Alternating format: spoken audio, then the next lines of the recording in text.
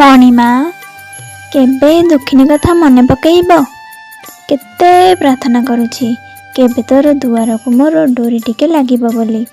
रथयात्रा आ कईटा दिन केबे नहला नाय पछे जात को डाकिबनी मते तते देखा भारी इच्छा होछि रे कालिया।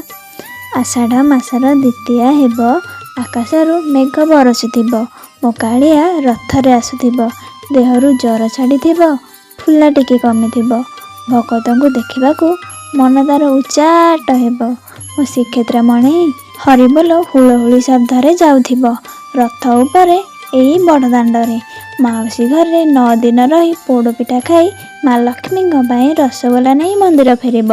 मो माँ कहे रथयात्रा देखिले काले पुण्य मिले सतरे किरे कालिया मो कथा रखिबुटी।